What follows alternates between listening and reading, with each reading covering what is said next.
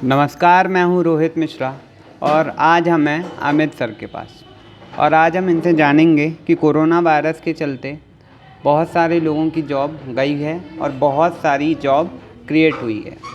तो सर आज हम आपसे पहला सवाल ये करना चाहेंगे जो हमने जनता से लिया हुआ है। सर सवाल ये है कि कोविड में रोज़गार की स्थिति को आप कैसे देखते हैं?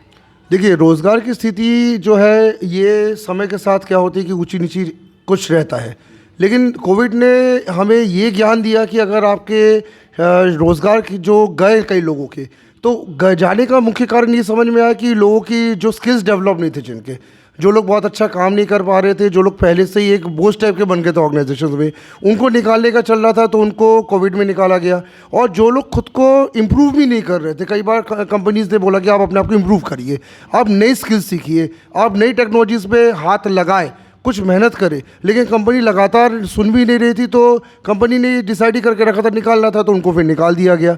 तो कोविड ने हमें ये सिखाया कि हमें हर समय नई टेक्नोलॉजी और नए स्किल को अच्छे से सीखना चाहिए, जिससे जब ऐसे मौके जब आती है जिस समय कंपनी सैलरी भी नहीं निकाल पाती है, तो उस समय कंपनी अपने बेहतर एम्प्लॉय को अपने पास रखती है जो बहुत अच्छा कंपनी के लिए कर रहे हैं। भले उनको सैलरी 1-2 महीने के लिए रुकती है, पर उनको निकालती नहीं है, लेकिन जो कर नहीं पा रहे उनको निकालने का फैसला कंपनी बहुत जल्दी लेती है।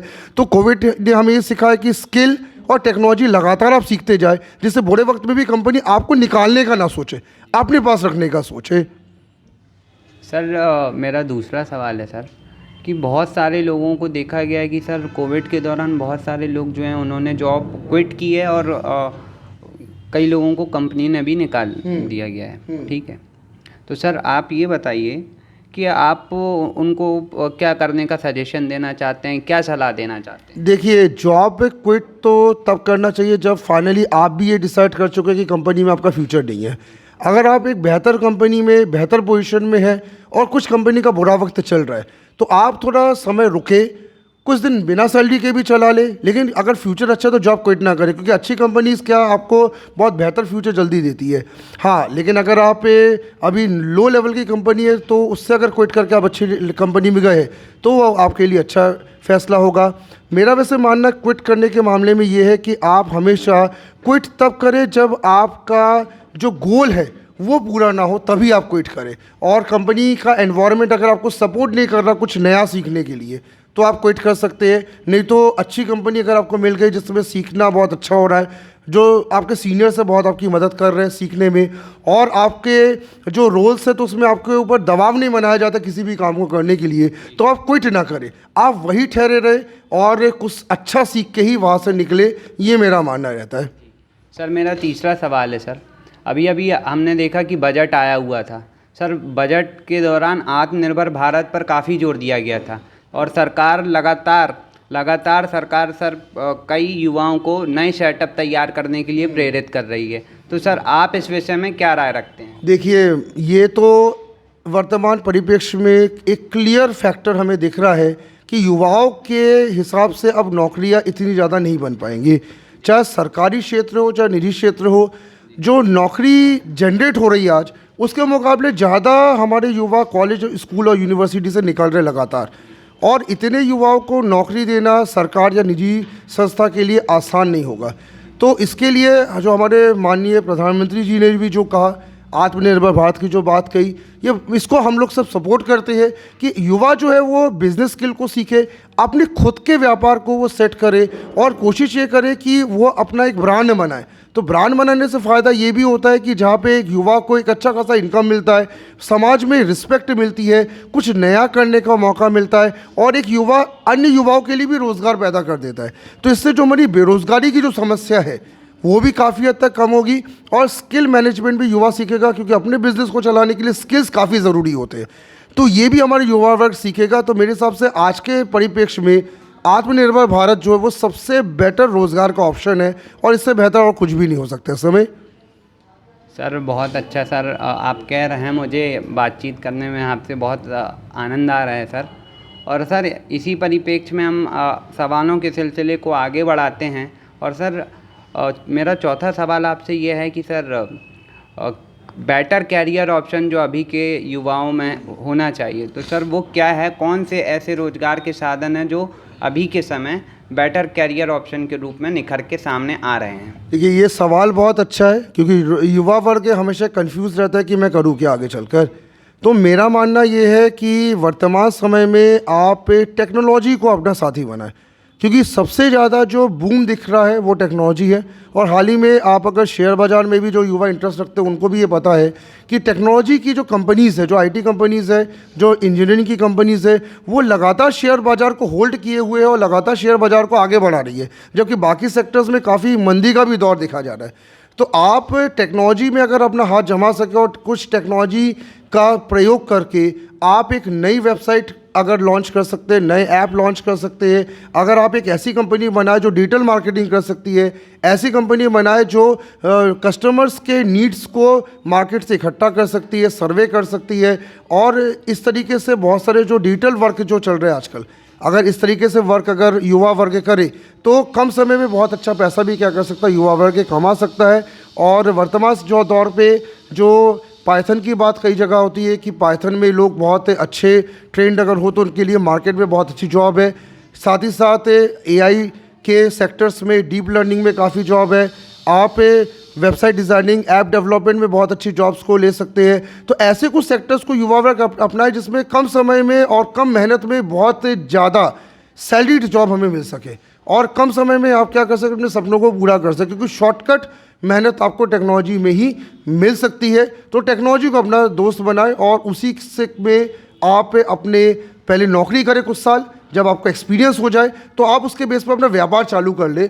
और आत्मनिर्भर भारत की कल्पना यही है कि आप एक्सपीरियंस लेके अपना व्यापार ही चालू करें। सर, सबसे पहली बात आपने शेयर मार्केट की तो कोविड के दौरान डिजिटल प्लेटफॉर्म एफएल इंडिया का एक शेयर था जो सबसे ज़्यादा भाग रहा था, और उसके बाद टीसीएस, विप्रो, इन्फोसिस जैसे कई शेयर थे आईटी सेक्टर के। और सर एफएमसीजी सेक्टर जो कि बेसिक नेसेसिटीज़ ऑफ लाइफ है सर, ये सेक्टर ग्रोथ कर रहे थे। और सर जो आपने बात बोली कि डिजिटल प्लेटफॉर्म तैयार होना चाहिए, तो मैं भी चाहता हूँ कि सर डिजिटल प्लेटफॉर्म बिल्कुल तैयार होना चाहिए, और इस बात से हम आपकी पूरी तरह से सहमत हैं। और सर अब मेरा सर आखिरी सवाल, सर यदि आपसे कहा जाए कि 100% में सरकारी सेक्टर, प्राइवेट सेक्टर और उद्यम क्षेत्र के सेक्टर में यदि बात की जाए तो आप 100% में से इन तीनों को कितने प्रतिशत देना चाहेंगे? देखिए, सबसे पहले तो मैं बात ये कह रहा हूँ कि 100% में से मैं उद्यम को जो सेक्टर जो है उसको मैं अभी 60% तो देना चाहूँगा। 60% मैं इसलिए देना चाहूँगा क्योंकि अब उद्यमी ही सबसे ज़्यादा जो है फाइनेंशियल रिच भी है, और जो उद्यमी वर्ग जो हमारा है वो इस समय समाज के बहुत प्रतिष्ठित लोगों में भी शामिल है। अगर आप भी अपने शहर में देखें तो ज़्यादातर जो उद्यमी होते हैं वही सबसे प्रतिष्ठित कहलाते हैं, और उनके पास पैसा भी रहता है, उनके पास नॉलेज भी रहता है, और वो समय के साथ खूब ज़्यादा इम्प्रूव भी करते हैं। सरकार के भी बहुत सारे सहयोगी उद्यमी भी रहते हैं। तो मैं 60% उद्यमी को दूंगा। दूसरे % में मैं रखूँगा आईटी सेक्टर को। आईटी सेक्टर को मैं यहाँ पे रखूँगा 30% अभी फ़िलहाल। और आईटी सेक्टर टेक्नोलॉजी को 30% रखने का सिर्फ कारण मेरा ये है कि टेक्नोलॉजी बहुत जल्दी सारे सेक्टर्स को क्या कर अपने हाथ में ले रहा है। तो जो बच्चा जो कॉलेज स्कूल से निकल रहा है उसके कोर्स में भी क्योंकि कोई ना कोई टेक्नोलॉजी का पार्ट रहता ही है, कोई ना कोई लैंग्वेजेस रहती ही है, तो वो बच्चा अगर उस लैंग्वेज में अगर मार्केट में जम जाए तो उसको सैलरी देने में आईटी कंपनी बहुत ज़्यादा अच्छा पैकेज अभी दे रही है। तो 30% मैं तो आईटी सेक्टर को दूंगा, और मैं सबसे कम अभी सरकारी सेक्टर को 10% इसलिए केवल दे रहा हूँ। इसका एक रीज़न क्या है कि लगातार प्राइवेटाइजेशन जो लगातार हो रहा है, और जिस तरीके से आप ये देख रहे हैं कि लगातार गवर्नमेंट के सारे प्लेटफॉर्म्स ठेकेदारों की तरफ जा रहे हैं। गवर्नमेंट लगातार वैकेंसीज भी डाउन करती जा रही है, ज़्यादातर पोस्ट को डमी भी कर दी जाती है, यानी आप रिटायर्ड होते हो तो आपका पोस्ट ख़त्म कर दिया जाता है। तो इन केस में ज़रूरी है कि हम government jobs are the best secure jobs, इसमें कोई डाउट नहीं है, लेकिन हम सिर्फ 10% इसलिए रिलाय ऑन जॉब्स में करें क्योंकि अब वो जॉब्स की जो रोटेशंस थे वो भी डाउन हो गए, और समय के साथ साथ प्राइवेट गवर्नमेंट जॉब धीरे धीरे करके ख़त्म कर दिए जा रहे हैं। तो आपको अब ज़्यादातर टेक्नोलॉजी और उद्यम सेक्टर में फोकस करने पड़ेगा। तो 10% आप गवर्नमेंट के अभी भी चांस माने, लेकिन ज़्यादातर तो आप अपना सेल्फ बिजनेस और टेक्नोलॉजी बेस्ड बिजनेस अगर करें और टेक्नोलॉजी बेस्ड जॉब अगर करें तो उसमें आपको ज़्यादा फ़ायदा होगा। जैसे हमारे जितने भी महानगर है वो महानगर इसलिए क्योंकि उनमें टेक्नोलॉजी या बिज़नेस बहुत अच्छा चलता है। जैसे गुजरात में आप देखें तो गुजरात पूरे बिजनेस मॉडल पे चलता है। आप अगर हैदराबाद बेंगलोर को देखें तो हैदराबाद बेंगलोर पूना और हमारी सारी बड़ी सिटी टेक्नोलॉजी और बिजनेस दोनों मॉडल पे चलती है, ठीक है। और एमपी में सबसे गवर्नमेंट मॉडल ही ज़्यादातर चल रहा है, तो इस कारण से हम लोग पिछड़ रहे हैं उन राज्यों से। तो हमें अब बिजनेस और टेक्नोलॉजी मॉडल को लेकर साथ में चलना पड़ेगा, ऐसा मेरा मानना है। आज का युवा लगातार हम देख रहे हैं कि सरकारी क्षेत्र की जॉब्स के लिए लगातार प्रयासरत है। और जैसा कि अभी हमारे साथ अमित सर थे, उन्होंने बताया कि लगातार सरकारी क्षेत्र में कमी आ रही है और उद्यम के क्षेत्र को बढ़ावा देने पर जोर दिया जा रहा है। तो हमारी टीम, जबलपुर हलचल की टीम भी आपसे अनुरोध करती है कि सरकारी जॉब देखिए, आईएएस आईपीएस बनिए, लेकिन साथ में एक अच्छा उद्यमी भी बनिए। क्या पता आप अगले रतन टाटा हों, क्या पता आप एंडी बेजोस जैसे हों। तो इसी के साथ आज हम थे अमित सर के पास, और कल हम फिर मिलते हैं नए विषय के साथ। तब तक के लिए धन्यवाद।